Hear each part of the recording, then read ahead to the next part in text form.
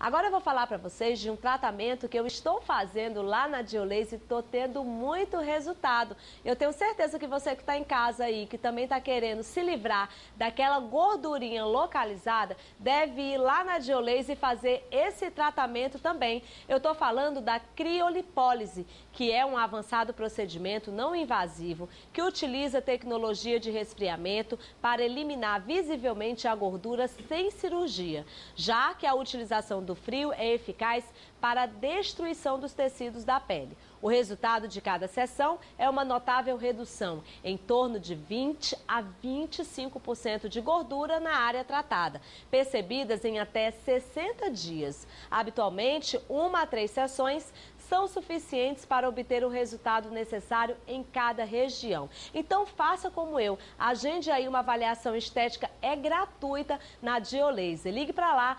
3231 1530. Agora é a vez do quadro Mocinho ou Vilão. Hoje nós queremos saber se ficar perto do micro-ondas pode ser perigoso.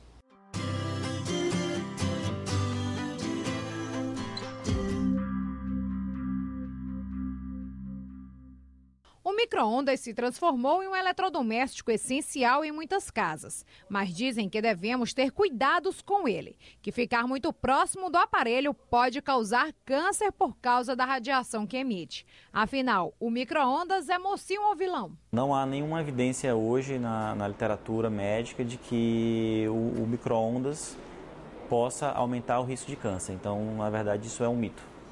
Agora vamos falar sobre uma doença que costuma debilitar o fígado, é a hepatite. Ela pode se apresentar de várias formas, saiba identificar cada uma. A hepatite designa qualquer degeneração do fígado por causas diversas, sendo as mais frequentes as infecções pelos vírus do tipo A, B e C e o abuso do consumo de álcool, entre outras substâncias tóxicas, como alguns remédios.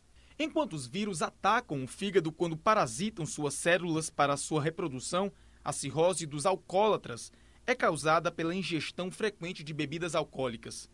Uma vez no organismo, o álcool é transformado em ácidos nocivos às células hepáticas. Hepatite, na verdade, pelo termo, seria uma inflamação do fígado. E essa inflamação ela tem várias etiologias, várias causas. A mais frequente é a hepatite por álcool, por ingestão abusiva de álcool, e também pelos vírus das hepatites B e C. Vírus esses que a gente precisa fazer uma campanha para poder fazer detecção precoce, uma vez que essas doenças, tanto a hepatite B como a hepatite C, habitualmente elas cursam de forma muito silenciosa. E agora nós estamos, inclusive, fazendo uma campanha para divulgação das hepatites B, porque elas são a principal, B e C, porque elas são a principal causa de doença hepática crônica e também de câncer de fígado, né? E a gente quer deixar claro que, por exemplo, a hepatite B a gente pode prevenir com vacina. É uma vacina segura, eficaz, barata, que está na rede do SUS.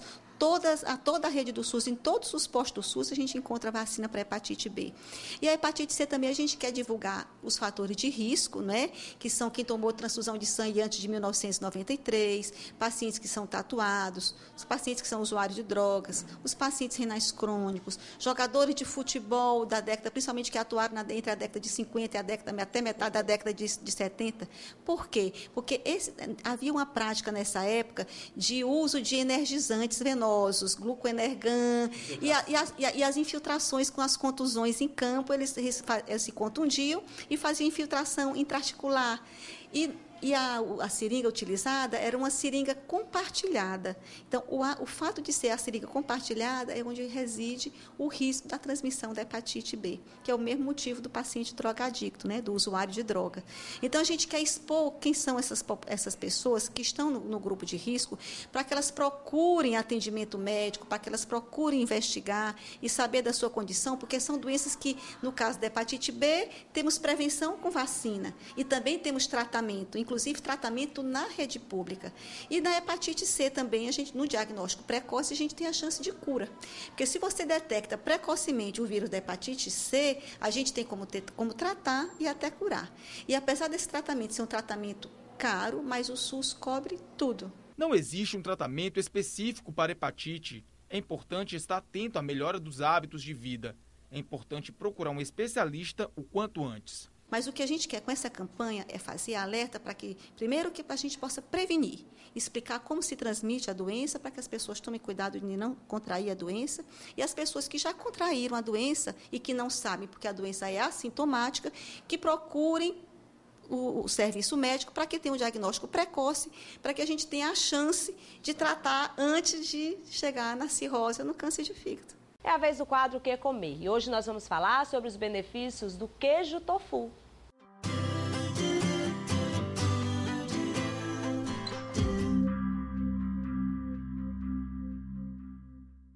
Há mais de 2000 anos, o tofu é um excelente aliado da saúde. Destaca-se como alimento altamente proteico e nutritivo, que funciona como uma importante fonte de ácidos gástricos, aminoácidos, sais minerais, cálcio, fósforo e ferro, e vitaminas B, D, F e K, ao mesmo tempo que apresenta baixa proporção de gorduras saturadas e ausência total de colesterol.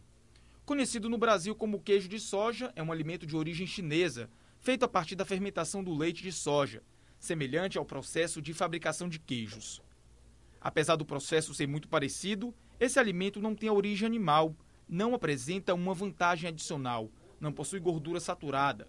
A gordura não saturada presente no tofu não tem colesterol e ajuda no bom funcionamento do corpo, servindo como um veículo de transporte de vitaminas. O assunto da semana passada em todo o mundo foi o caso da atriz americana Angelina Jolie. Para evitar o câncer de mama, ela fez uma dupla mastectomia, retirando os 2 seios. E as pessoas encararam isso e ficaram impressionadas com o fato. E curiosos para saber mais sobre os perigos do câncer de mama, nós fomos conversar com um oncologista sobre o assunto, Dr. André Sobral, da Oncoclínica. Acompanhe. E hoje, na nossa entrevista da semana, nós vamos falar sobre o câncer de mama. Vamos aproveitar também e falar sobre o caso da atriz Angelina Jolie, que recentemente ela fez a mastectomia para prevenir a doença. Sobre esse assunto e sobre o câncer de mama, nós vamos começar a nossa entrevista a partir de agora com o Dr. André Sobral, lá da Oncoclínica, quem eu dou uma boa noite agradecendo pela participação no programa. Boa noite. Boa noite. Bom, noticiado aí na mídia, o caso da Angelina Jolie tem chamado a atenção das pessoas. O tempo todo só se comenta com relação a isso. E eu queria que o senhor falasse para a gente como é que inicia-se o câncer de mama. Bom, o câncer de mama, como outros tipos de câncer, né, como vários tipos de câncer, é uma doença multifatorial. Existem inúmeros fatores envolvidos, né, não uma causa única. Entre esses fatores, a gente sabe que existe um componente hereditário, por ser uma doença genética. O componente hereditário é importante, há uma herança de mutações genéticas que podem desenvolver o câncer ao longo da vida. E juntamente com isso, os fatores que hoje em dia são considerados fatores ambientais, são exposições ao longo da vida. No caso do câncer de mama, a gente sabe que tem a ver com exposição a cigarro, álcool, estilo de vida como estilo de alimentação, carne vermelha, alimentação gordurosa. Existem inúmeros fatores hoje em dia que estão envolvidos na geração do câncer de mama. Quais são os sintomas? O câncer de mama aparece normalmente como um nódulo, né? Um nódulo indolor em uma das mamas. E, em geral, é importante a gente saber que no início esse nódulo ele pode ser assintomático, ou seja, não é perceptível, nem causa dor, nem é perceptível pela mulher. Por isso, a grande importância de se fazer um acompanhamento médico periódico, com exames de imagem. O que é recomendado hoje em dia é se fazer a mamografia anualmente para toda mulher a partir dos 50 anos e, em alguns casos, a partir dos 40 anos, no intuito de se diagnosticar a doença no estágio inicial, quando as possibilidades de cura são bem maiores. Doutor André, com relação à própria doença, eu não sei se é verdade ou se é um mito, mas comenta-se muito que geralmente o câncer ele não dói. Então, quando você vem descobrir que já está com ele, geralmente o que acontece? As pessoas tomam até um susto. Nossa, fulano de tal está com câncer. Nossa, mas ela não sentia nenhum tipo de dor. Por que isso acontece? E por que a importância da prevenção? Por que as pessoas têm que se prevenir? Têm que estar indo ao médico pelo menos uma vez por ano para estar fazendo essa prevenção? É uma verdade, o câncer não dói? Nos estágios iniciais, no início, muitas vezes não há dor. O câncer nada mais é do que um conglomerado de células que tem um crescimento desordenado, fora do controle do organismo. E no câncer inicial, naquele tumor pequeno, obviamente não há ainda um comprometimento de nervos ou não há ainda um processo inflamatório que gere dor. Por isso que se diz que o câncer ele aparece silenciosamente.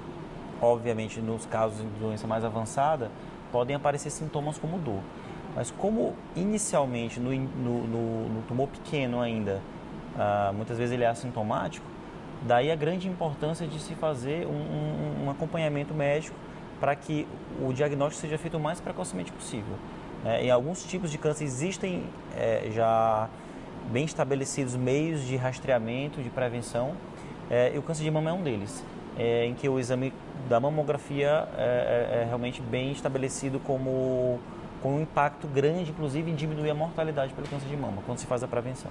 Geralmente, quando nós fazemos um exame de imagem, nós mulheres, já que nós estamos falando aqui de câncer de mama, existem classificações, não é, doutor? E tem cisto ou nódulo. Qual é a diferença? Bom, o cisto do nódulo, a diferença é um critério ultrassonográfico, né? A ultrassonografia, que é um dos exames que se faz no caso da mama, né? Ele diagnostica mais ou menos o aspecto daquele nódulo, se ele é um nódulo sólido ou se ele é um nódulo cístico, né? Isso tem implicações, claro, de risco, né? A gente sabe que um nódulo sólido ele tem um risco maior, uma probabilidade maior de ser uma doença, um câncer de mama. Não quer dizer que todo nódulo sólido seja câncer de mama e nem que todo cisto não seja, mas é nada mais do que uma classificação baseada no exame de ultrassonografia. Existem vários tipos de câncer de mama? Existem vários tipos, sim. Existe um dos tipos que é o mais comum, cerca de 80% dos casos, que é o carcinoma ductal invasivo. Ele tem origem nos ductos da glândula mamária e é realmente o tumor mais frequentemente diagnosticado. Existem outros tipos mais raros, que alguns deles têm inclusive um melhor prognóstico, tem uma melhor evolução, né, do que o carcinoma ductal invasivo. Mas o principal realmente é o carcinoma ductal invasivo. Bom, eu também queria chamar a atenção aí dos nossos telespectadores, das mulheres, afinal de contas hoje nós estamos falando aqui sobre o câncer de mama, que não é preciso também se apavorar tanto. Eu acho que todos nós devemos nos preocupar, nós devemos nos prevenir, sabe? Então, às vezes você recebe um diagnóstico de que você está com câncer, mas antes de você adoecer a sua cabeça, procure uma orientação médica. Por exemplo, lá na Oncoclínica eu já tenho visto vários casos, já tenho participado, eu estou sempre lá na Oncoclínica, vejo o trabalho de vocês, eu vejo muito mais a humanização, o trabalho que é feito, que muitas mulheres e muitas pessoas que têm câncer que fazem um tratamento lá na Oncoclínica, e eu percebo isso pelas diversas vezes que eu tenho ido lá. Inclusive meu pai fazia as quimioterapias lá na Oncoclínica, ou seja, a impressão que a gente tem é que lá é como se fosse a extensão da casa de cada uma daqueles pacientes que estão lá, doutor André. Mas não fique naquela de achar que você tem um câncer, que você vai morrer, que você acabou com a sua vida. Para com isso, tá? Faz o tratamento, procura um médico especializado nesse assunto, vai lá na Oncoclínica, conversa com os médicos que tem lá, procura fazer um tratamento, tá? Eu tenho certeza que você vai mudar o seu ponto de vista, né, doutor André? Com certeza, corroboro das suas palavras, realmente o câncer não é uma sentença, não é o fim de linha.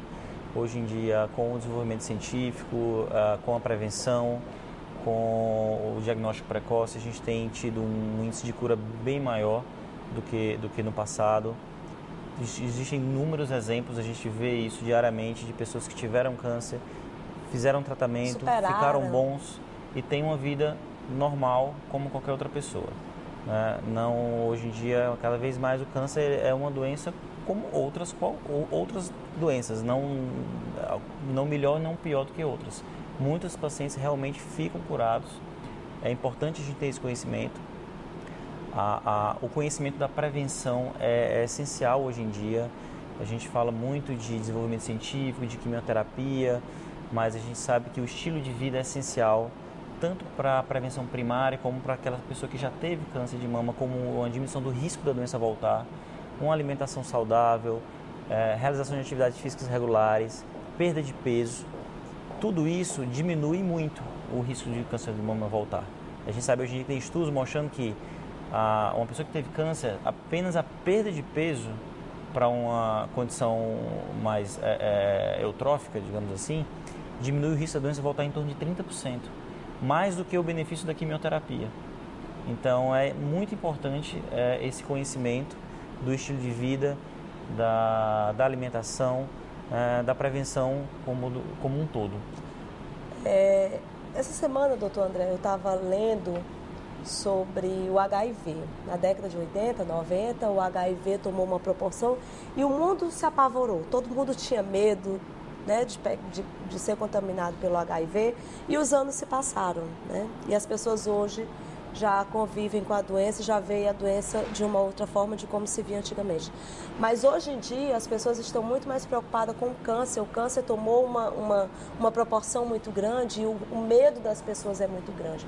Mas é preciso que a gente saiba que para a gente se cuidar, para a gente não ter esse problema, a gente tem que cuidar da nossa saúde, fazer atividade física, bebida de jeito nenhum, cigarro de jeito nenhum. Tem que se cuidar, tem que fazer avaliação periodicamente, não é, doutor André? As pessoas têm que se cuidar, né? Então, eu estava lendo, inclusive, eu li uma reportagem do Cazuza, e a gente começa a ver com a evolução do tempo como que as coisas mudam, as coisas novas que chegam, mas é preciso que nós tenhamos a consciência da mudança do que é que nós queremos para nós mesmos, né? Aquilo que nos faz mal a gente tem que jogar fora. Exatamente. E são medidas simples, né? São medidas bem simples. As principais medidas preventivas contra o câncer são medidas simples que se consegue isoladamente, né? Com a vontade, né? Principalmente com a força de vontade. E com, obviamente, o apoio e o auxílio dos profissionais de saúde. É importante o acompanhamento médico, é importante o autoexame, né, o autoexame para o conhecimento do corpo, qualquer alteração que se observa, procurar o seu médico, realizar os exames periódicos se forem indicados. Esses fatores básicos são essenciais para a prevenção e para o estabelecimento da saúde, a promoção de saúde. Doutor André, a partir de que idade a mulher deve começar a fazer o exame de mama? O exame de mamografia, hoje em dia, pelas principais sociedades, é recomendado a partir dos 50 anos para a população geral. E em casos selecionados, principalmente quando existe um risco maior, se iniciar mais precocemente, basicamente a partir dos 40 anos. E considerar como grupos de risco, principalmente o grupo de risco familiar. Quando existem pessoas da mesma família, principalmente parentes de primeiro grau, mãe, irmão, tio, filho, com câncer de mama ou ovário. Essa presença de pessoas da mesma família com câncer de mama nos remete a uma possibilidade de um câncer hereditário. Então, há necessidade de um acompanhamento e de realização de exames de forma mais criteriosa. No caso das mulheres, vai mais para o lado maternal do que o paternal, doutor André? O que a gente chama de fator de risco familiar, isso tem muito a ver com o que a gente chama de parente de primeiro grau. Primeiro grau, em geral, é mãe, irmã e filho, né? São o parentesco de primeiro grau. E segundo grau, com uma menor importância, mas também importa primeiro grau. Seria mais maternal, sim. Maternal, sim, né? Agora, o caso da Angelina Jolie, em que situações é feita a mastectomia? Então, a mastectomia profilática, ou seja, você retirar as mamas antes do desenvolvimento do câncer, é um procedimento que resiste. Ele pode, sim, diminuir o risco de câncer de mama, diminui o risco do câncer de mama em torno de 90%. Não elimina totalmente, mas diminui bastante. No entanto, é um procedimento cirúrgico que apresenta seus riscos, um procedimento razoavelmente complicado de fazer, no sentido de que não é uma cirurgia estética, né? É uma cirurgia em que se faz a retirada das mamas. Em geral, que se indica a mastectomia profilática quando há um risco bem elevado de desenvolvimento de câncer. Isso ocorre basicamente quando se tem conhecimento de alguma alteração genética.